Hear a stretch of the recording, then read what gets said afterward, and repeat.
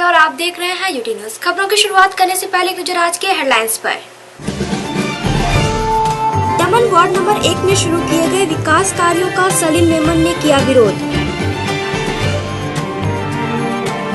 प्रशासक आशीष कुंद्रा ने अपने तबादले से पूर्व दमन नगर पालिका की ली मुलाकात। बेस्ट पेपर मिल और जेपीसीबी द्वारा वापी में आयोजित हुआ रक्तदान शिविर और सिलवासा ज्वेलर्स एसोसिएशन द्वारा निकाली गई रैली।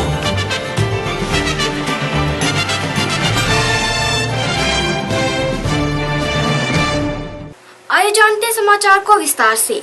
दमन नगर पालिका वार्ड नंबर 3 के काउंसिलर सलीम मेमन ने नगर पालिका प्रमुख अनिल टंडेल पर भ्रष्टाचार का आरोप लगाया है। दरअसल साल 2016 में दमन नगर पालिका के विकास कार्यों के लिए कार्य आदेश जारी हुआ था, जिस पर कॉन्ट्रैक्टर ने कार्य करने से साफ इनकार कर दिया, जबकि इस साल अनिल टंडेल द्वारा वही कार्य उसी कॉन्ट्रैक्टर को सौंपा गया है, जिसमें कहीं न कहीं भ्रष्टाचार नजर आ रहा है और इसका जिम्मेदार कौन होगा, यह सवाल सलीम मेमन ने किया है। 2013 में जो वर्क ऑर्डर पास हुआ था, जो वर्क ऑर्डर कॉन्ट्रैक्टर को दिया गया था, उसी कॉस्ट में आज 2016 में वही वर्क ऑर्डर कंटिन्यू किया जा रहा है। मुझे ऐसा लगता है कि कहीं ना कहीं इसमें भ्रष्टाचार मिला हुआ है, भ्रष्टाचार की एक महक सी आ रही है। 2013 में जिस कॉन्ट्रैक्टर को काम दिया था, उस कॉन्ट्रैक्टर ने 2013 में वो काम शुरू क्यों नहीं किया? अब वो 2016 में क्यों कर रहा है? वर्क ऑर्डर तो वही था, 3 साल उसने जो काम नहीं किया उसका जो हर्जाना जनता ने भरा है, तो क्या उसके ऊपर कोई एलिगेशन नहीं हुआ कि वर्क ऑर्डर उस टाइम भी वही था, आज भी वही है? उसके बाद 2016 के अंदर वो काम करना शुरू कर रहा है। महंगाई बढ़ चुकी है, हर एक इंसान जानता है कि डेज बाई डेज पेट्रोल के भाव, डीजल के भाव, दूध, हर एक चीज़ में महंगाई बढ़ी है। ये 100% वो क्वालिटी में कॉम्प्रोमाइज़ करेगा? और दूसरी बात, इसकी गारंटी कौन लेगा कि 2013 में वर्क आउट होने के बाद उसने आज 2016 में भी वो काम नहीं किया तो वो 2019 में काम शुरू करेगा? तो तब तक क्या प्रशासन की गलतियों के हिसाब से पब्लिक उसका हर्जाना बढ़ती रहेगी? क्यों उसके ऊपर कोई एक्शन नहीं लिया गया? क्यों उसे ही वापस वर्क ऑर्डर दिया गया? कौन गारंटी लेगा? मुझे नहीं लगता कि कोई गारंटी लेगा। दूसरी बात आ गई, हमारे सिनेमा बाबू भाई चले गए। देखने जाएं तो दमन के अंदर जो बार्गन स्टेडियम है उसके बाजू में कहते हैं कि सीईओ और एमई रहते हैं, उसके अंदर रिपेयरिंग के 9.5 लाख रुपए खर्चे का पूरा बजट बना के पूरा रेडी कर दिया गया। क्या है भाई, 2 एसी लगे हुए हैं, ना वहाँ सीईओ रहता है और ना वहाँ एमई रहता है। अगर एमई वहाँ अगर उसको आपने दे रखा है तो एज ए गवर्नमेंट लोग के हिसाब से जिसके पास खुद का घर दमन में है उसे प्रॉपर्टी अलॉट करके फायदा क्या? हर साल देखिए, पिछले 5 सालों से चलता आ रहा है, खर्चा खर्चा खर्चा। यार जरूरत है स्लीपरों के घर बनाने की, गवर्नमेंट की इतनी अच्छी प्रॉपर्टी को डेवलप करो, रीडेवलप करो, वहां अच्छी बिल्डिंगें बनाओ, वहां म्यूनसिपालिटी के लिए इनकम करो। कल तक तो कहते थे हमारे सिनेमा बाबू के म्यूनसिपालिटी का फंड नहीं, रातों रात फंड कहां से आ गया? हम काउंसिलरों को तो नहीं पता, इवन मुझे तो नहीं पता कि इन लोगों के पास फंड कहां से आया। कल तक तो हमारी कल की मीटिंग तक भी हमारे पास तो डीएमसी के पास फंड नहीं था। आज वर्क ऑर्डर की उद्घाटन कैसे कर दी? मैं ये कहूंगा सिनेमा बाबू जी से, भैया ये नौटंकी 2013 की बंद करो, उसका ऑलरेडी उद्घाटन हो चुका है। अगर आपके पास इतना ही वक्त है तो आओ मेरे बोर्ड में आके हमसे एक बार मिलो। अब देखो वहां पीड़ित बच्चे जो बीमार हो रहे हैं, उन माँ बाप के हृदय में क्या गुजर रही है। देखो जिनके माँ बाप बीमार हो रहे हैं उनको मच्छरों से क्या हालत हो रही है, हम कौन सी संकट से गुजर रहे हैं। भैया वहां ड्रामा छोड़ो, यहां आओ। और मैं ये कहता हूं कि एक बार तो यार वार्ड का चक्कर लगा लो। मैं हमारे प्रेसिडेंट जी आपसे हाथ जोड़ के रिक्वेस्ट करता हूं, वार्ड नंबर 3 में जो दिक्कतें चल रही हैं, जो बीमारियां बढ़ने के आसार हैं, या कोई इंसिडेंट हो जाएगा फिर आप अपनी राजनीति की बौछार लेके वहां पहुंचोगे। इससे पहले सर आप आइए, एक दौरा कीजिए। और आपने आज 18, मैं शायद एक मुद्दे को और चेंज करूं, आज 18 वार्ड के उद्घाटन थे, आपने 7 और 8 के क्यों किए? मैं मंडे के दिन सुबह collector office, director of DMC, CEO और प्रेसिडेंट जी को भी एक लेटर भेजूंगा कि ये 2013 की फाइल 2016 में कंटिन्यू क्यों की गई, 3 साल तक कॉन्ट्रैक्टर ने काम क्यों नहीं किया, और नहीं किया तो ये हर्जाना पब्लिक ने भरा, तो उसके ऊपर एक कमेटी बैठी जाए, उसके ऊपर पेनल्टी इशू की जाए और 2016 में वापस उसे काम दिया तो उसकी श्योरिटी कौन बताएगा और कौन लेगा, एक एक्शन लिया जाए। 100% मैं आपको भारतीय जनता पार्टी जो वहां बैठी है, मैं उसे एक चीज जरूर कहूंगा जो हमारे पीएम साहब ने कहा है, ना मैं खाऊंगा ना मैं खाने दूंगा। जब तक मैं डीएमसी में हूं, मैं भ्रष्टाचार की खुशबू महक तक भी आने नहीं दूंगा।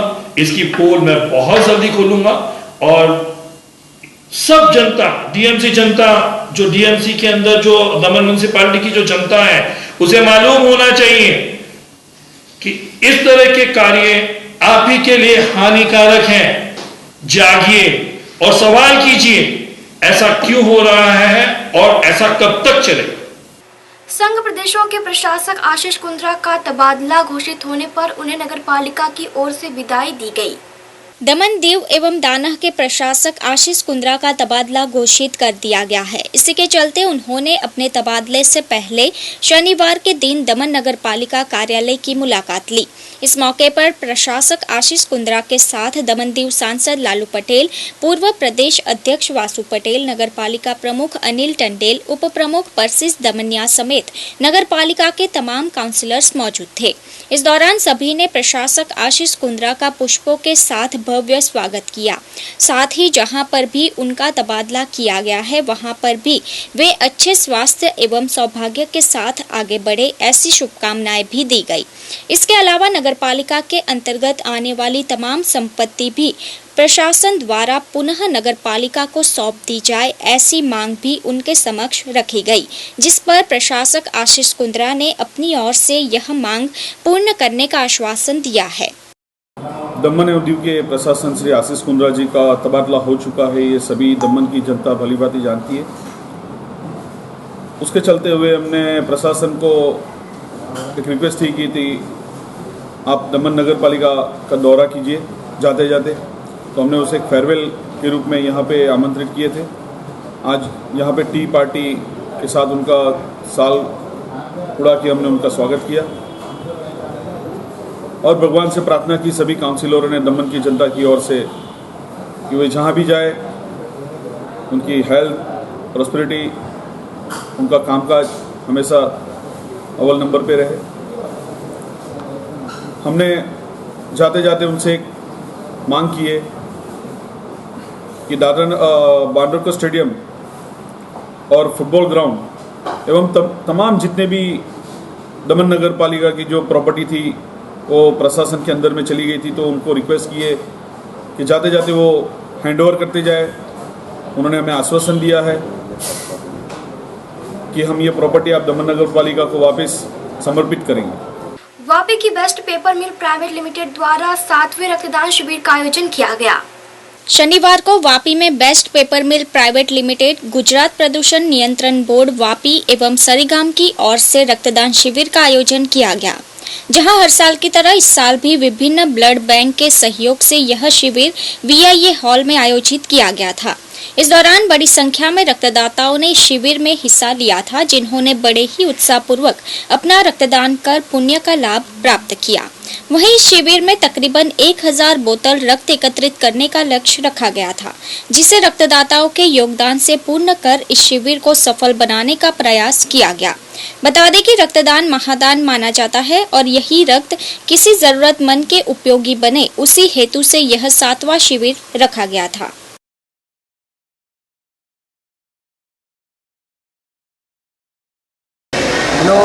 રક્તદાન કે સાતોને રાખવામાં આવેલ છે એ અમે એક ધ્યેય છે કે જીવન રક્તદાન એ જીવનદાન એને લક્ષ્યમાં રહીને કોઈ બી બ્લડ આપે છે, ડોનેશન કરે છે, એને બીજાને ઉપયોગી થાય છે। જેવું કે એક્સિડન્ટ થાય છે, ઇમરજન્સી જરૂર પડે છે ત્યારે ખૂબ જ કામ લાગે છે। એ ધ્યાન વિચારીને અમે રક્તદાન શિબિરનું આયોજન કરવામાં આવેલ છે। બેસ્ટ પેપર મિલ જોડે આયોજન કરવામાં આવે છે, એ દર વર્ષે કરવામાં આવે છે અને બીજાને ઉપયોગી થાય એના માટે જ આ કેટલું ટાર્ગેટ છે આજે, કેટલા અંદાજ છે? આજે 1000નો ટાર્ગેટ છે, 1000 બોટલ ભેગા ટાર્ગેટ છે, જેથી આગળના ભવિષ્યમાં પણ એનાથી વધારી શકાય। सोने चांदी पर लगाए गए 1% की एक्साइज ड्यूटी का विरोध करते हुए सिलवासा ज्वेलर्स एसोसिएशन द्वारा रैली निकाली गई। शुक्रवार को सिलवासा में ज्वेलर्स विक्रेताओं ने रैली निकाली। इस रैली में शामिल सभी ज्वेलर्स व्यापारियों ने सरकार द्वारा सोना चांदी पर लगाए गए 1% की एक्साइज ड्यूटी का विरोध किया है। इससे पूर्व में भी व्यापारियों ने प्रदेश के सांसद एवं कलेक्टर को इस संबंध में ज्ञापन सौंपा था, परंतु अब तक कोई कार्यवाही नहीं होने पर ज्वेलर्स विक्रेताओं ने रैली के जरिए एक्साइज ड्यूटी का विरोध किया है। बताया जा रहा है कि सोने चांदी पर लगाए गए एक्साइज ड्यूटी मामले में जब तक कोई कार्यवाही नहीं की जाएगी तब तक ज्वेलर्स विक्रेताओं की दुकान बंद रहेंगे, साथ ही आंदोलन जारी रखा जाएगा। बता दें कि आज करीबन 11 दिनों से हड़ताल जारी है और सभी दुकान भी बंद हैं, परंतु अभी तक भारत सरकार द्वारा कोई कार्यवाही नहीं की गई है, जिससे आक्रोश में आए व्यापारियों द्वारा आंदोलन को और बढ़ाने की चेतावनी दी गई है। कुल मिलाकर सिलवासा ज्वेलर्स एसोसिएशन ने इस मुद्दे को लेकर पूर्व में भी जिला समाहर्ता एवं सांसद को भी ज्ञापन दिया था, लेकिन अभी तक कोई निर्णय नहीं लिए जाने की वजह से व्यापारियों में मोदी सरकार के खिलाफ नाराजगी देखी जा रही है।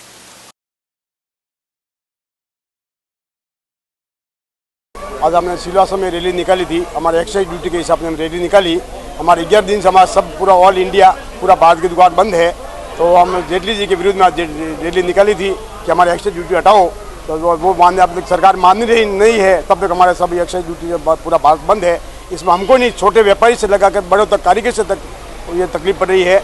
और एक दो कारीगर तो हमारे मर ही गए, इंदौर में मर गए, 1-2 गुजरात में मर गए हैं, पर सरकार हमारी सुननी नहीं है। जब तक हमारी ये एक्साइज ड्यूटी की मांगे पूरी नहीं होगी तब तक हम ये खत्म नहीं करेंगे, हम अनिश्चित रहेंगे, चालू रहेगा हमारा। गवर्नमेंट को खरबों का नुकसान हो गया, व्यापारी को हो गया, गवर्नमेंट को ही हो गया, इसमें हमको कोई लेन देन नहीं। जब सरकार नहीं मांगी तब तक हम कुछ नहीं करेंगे। वैसे हमारे शादी की सीजन है, सब ग्राहक भी कस्टमर भी सब पकड़ के जा रहे हैं, हम भी जैसे खड़े हैं, सब परेशान हो रहे हैं, इसमें हमको कोई मिलने वाला है नहीं। बट गवर्नमेंट हमारी सुननी नहीं है। जब 2012 में मोदी जी ने हमारी 2012 में मोदी जी हमारी एक्साइज ड्यूटी हटाई थी, अब वापस मोदी जी ये लगा दी है, तो मोदी जी हमारे लिए बहुत खराब कर रहे हैं। हम सब व्यापारी एसोसिएशन बीजेपी समझ के उनको जिताया था, बाकी मोदी जी हमारे लिए बहुत बुरा कर दिया है। मोदी जी को ये निवेदन है कि हमारे वापस एक बार पूरा करें। तो ठा पड़े हालनी वर्तमान केंद्र सरकारे जे बजेटમાં એક્સાઇઝ ડ્યુટી જ્વેલર્સો ઉપર નાખી છે, અગાઉની કોંગ્રેસ સરકારે જ્યારે આ ડ્યુટી નાખી હતી ત્યારે આજ દાદરા નગર હવેલીના સાંસદ નટુભાઈ અમારી સાથે હતા અને આજ દક્ષિણ ગુજરાતના સર્વે ભાજપના સાંસદો અમારી જોડે હતા। આજે એમણે જ ડ્યુટી નાખી છે, તો એમાં હવે શું કહેવું એમને। આ તમારા માધ્યમથી અમારે એમની વિનંતી છે કે આ વહેલામાં વહેલી તકે ડ્યુટી રદ કરે અને જ્વેલર્સોને ન્યાય અપાવે। જ્યાં સુધી આ ડ્યુટી નહીં હટશે ત્યાં સુધી કોઈ પણ જ્વેલર્સ ખુલવાની નથી। આજે લગ્નસરાની સિઝન છે, બહુ લોકો હેરાન થઈ રહ્યા છે, નાના નાના કારીગરો આજે રોજી રોજગાર વગર બેકાર થઈ ગયા છે। તો જ્યાં સુધી આ સરકાર નહીં હટાવે ત્યાં સુધી એ બધા ભલે તકલીફ પડશે પણ કોઈ કામ ધંધો ચાલુ કરવાના નથી। दाना में स्काउट गाइड को 5 साल तक स्थायी किए जाने के लिए शुक्रवार के दिन बैठक का आयोजन किया गया। शुक्रवार के दिन दादरा नगर हवेली में स्काउट गाइड समिति द्वारा बैठक का आयोजन किया गया, जिसमें स्काउट गाइड के अन्य मुद्दों की बातचीत की गई। बता दें कि पिछले 1 साल से दाना में भारत स्काउट गाइड अनौपचारिक समिति के तौर पर कार्यरत थी, जिसे अब 5 साल के लिए स्थायी किया जाएगा। इस बात को लेकर खास तौर पर चर्चा की गई। इसी के साथ स्काउट गाइड को स्थायी करने के पश्चात स्टेट चीफ कमिश्नर के पद के लिए चुनाव हेतु एक तारीख निर्धारित की जाएगी। साथ ही अन्य मुद्दों पर बातचीत करते हुए उसे निखारने हेतु चर्चा की गई। लिहाजा स्काउट गाइड को और मजबूत करने के साथ खास तौर पर स्काउट गाइड को दादरा नगर हवेली में 5 साल तक स्थायी करने के उद्देश्य से इस बैठक का आयोजन किया गया था। आज की जो बैठक हुई है, अब तक Dadra Nagar Haveli Bharat scouts and guides की अडॉक कमेटी बनी हुई थी, लगभग 1 साल पूरा हुआ है। उसको अभी कंफर्म करने जा रहे हैं परमानेंट 5 साल के लिए। सो इसे एक डेट तय करेंगे, उसका एक इलेक्शंस होगा।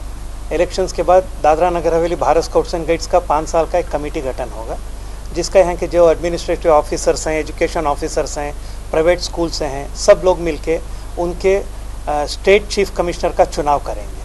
आज इसी के लिए स्पेशल बैठक थी, जिसमें अब तक किया गया अकाउंट्स है, रिपोर्ट है, प्लान है, उसको अप्रूवल करना है।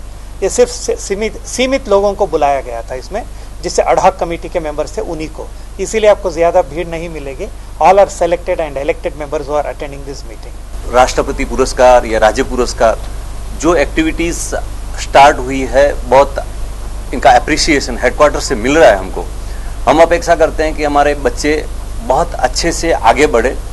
एक अवार्ड एक ये सिर्फ एक्टिविटी का एक ये नहीं रहना चाहिए कि अवार्ड के लिए काम करना।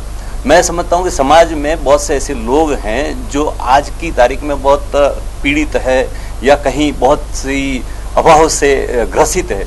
इनको सहाय करना स्काउट एंड गाइड्स का पूरा यह रहेगा कि सेवा का जो एक इनका एम है। तो मैं अपेक्षा करता हूं कि पहले ये चीज को भी कंसिडर करके आगे बढ़े और पुरस्कार से एक प्रोत्साहन मिलता है दूसरों बच्चों को और जो भी आने वाले समय में जो काम करने वाले बच्चे को।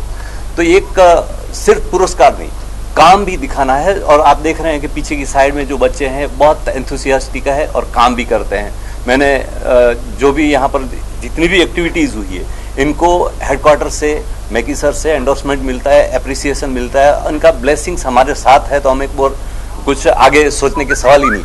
आने वाले समय में एडमिनिस्ट्रेशन की ओर से, डिपार्टमेंट ऑफ एजुकेशन की ओर से और हमारे सभी स्कूलों की ओर से ज़्यादा अच्छी एक्टिविटी करके हमारा नाम नेशनल लेवल पर अभी भी हमको अप्रिसिएशन मिल रहा है। आने वाले समय में और भी पुरस्कृत हो और अच्छे कैंप्स वगैरह में बच्चे पार्टिसिपेशन करेंगे तो यहाँ का इनको एक्सपोजर भी मिलेगा। तो मैं हेडक्वार्टर से हमारे रिप्रेजेंटेटिव के नाते मैकी सर आए हैं, इनको मैं दादरा नगर हवेली प्रशासन की ओर से, भारत स्काउट के हमारे जितने भी मेंबर्स हैं इनकी ओर से अभिनंदन करता हूँ और धन्यवाद प्रकट करता हूँ कि आपका मार्गदर्शन हमारे लिए बहुत आगे आने वाले समय के लिए जरूरी है। कल गांव के प्रसिद्ध हनुमान मंदिर में शनिवार के उपलक्ष्य में बड़ी संख्या में भक्तों की भीड़ देखी गई। आज शनिवार का दिन हनुमान दादा के भक्तों के लिए खास दिनों में से एक रहा। एक तरफ जहां शनिवार के चलते भक्तों की आस्था चरम पर देखी गई, वहीं पर हनुमान दादा के प्रति भी उनकी जमकर आस्था बरसी। ऐसा ही कुछ अद्भुत नज़ारा देखने को मिला कल गांव के हनुमान दादा मंदिर पर, जहां पर भक्तों ने पूरी आस्था एवं निष्ठा के साथ संकट मोचन के चरणों में अपना शेष नमाया। वहीं पर हनुमान जी से अपने सुख शांति एवं कष्टों के निवारण के लिए प्रार्थना भी की। लिहाजा कल गांव के इस प्रसिद्ध हनुमान मंदिर में हर शनिवार के दिन हजारों भक्तों के साथ भक्तिमय नज़ारा देखने को मिलता है।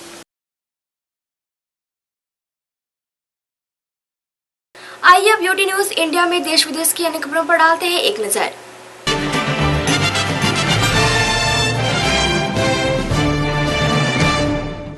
नमस्कार दर्शकों, मैं स्नेहा यूटी न्यूज इंडिया में आप सभी का स्वागत करती हूं। आइए अब बढ़ते हैं खबरों की ओर। ब्राजील में लगातार हो रही बारिश से करीबन 19 लोगों की मौत की खबर है। ब्राजील के साओ पौलो में रात भर हुई जोरदार बारिश के कारण लगभग 19 लोगों की मौत हो गई। यह बाढ़ ऐसी समय पर आया है जब यहाँ 2 वर्ष तक पड़े सूखे के कारण पानी की भारी कमी हो गई थी और मेट्रोपोलिस में 2 करोड़ लोग प्रभावित हुए। बचाव सेवा के अधिकारियों ने बताया कि भारी बारिश के बाद आए लैंडस्लाइड में शुक्रवार को 17 लोगों की मौत हो गई और 2 अन्य लोग बाढ़ के पानी में डूब गए। गौरतलब है कि बचाव कर्मी नाव के सहारे बाढ़ के पानी में फंसे लोगों तक पहुंचने की कोशिश कर रही है। वहीं अगले 6 घंटे तक साओ पौलो इंटरनेशनल एयरपोर्ट और यात्री रेल नेटवर्क बंद करा दिया गया है।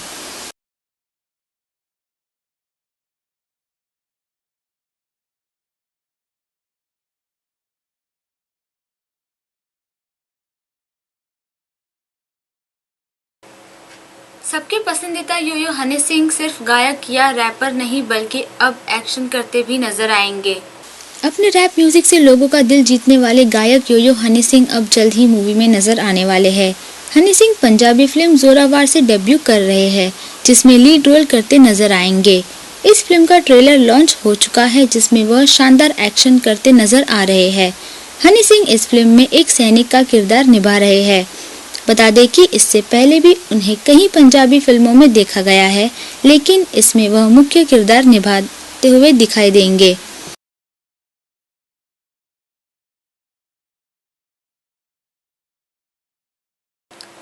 दिल्ली में यमुना किनारे हो रहे कार्यक्रम की वजह से भारी जाम हो गया है। वहीं इस मेगा शो में बारिश से कई जगहों पर पानी भरने की खबर है। यमुना किनारे हो रहे श्री श्री रविशंकर के कार्यक्रम की वजह से दिल्ली में आने जाने वाले लोगों को काफी परेशानियों का सामना करना पड़ रहा है। जगह जगहों पर जाम लग रहा है। वहीं शुक्रवार को डीएनडी, निजामुद्दीन, मयूर विहार और उसके आसपास के इलाकों में गाड़ियों की लंबी कतारें देखने को मिली। बारिश ने इस मुसीबत को और बढ़ा दिया है। गौरतलब है कि दिल्ली वासियों को अगले कुछ दिन इस मुसीबत का सामना करना पड़ेगा। दिल्ली ही नहीं, नोएडा में भी जाम से बुरा हाल था।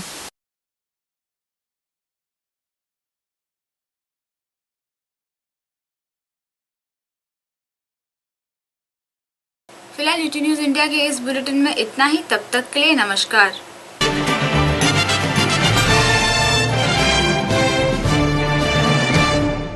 समाचार समाप्त करने से पहले एक नजर आज के हेडलाइंस पर। दमन वार्ड नंबर 1 में शुरू किए गए विकास कार्यों का सलीम मेमन ने किया विरोध। प्रशासक आशीष कुंद्रा ने अपने तबादले से पूर्व दमन नगर पालिका की ली मुलाकात। बेस्ट पेपर मिल और जेपीसीबी द्वारा वापी में आयोजित हुआ रक्तदान शिविर। और सिलवासा ज्वेलर्स एसोसिएशन द्वारा निकाली गई रैली।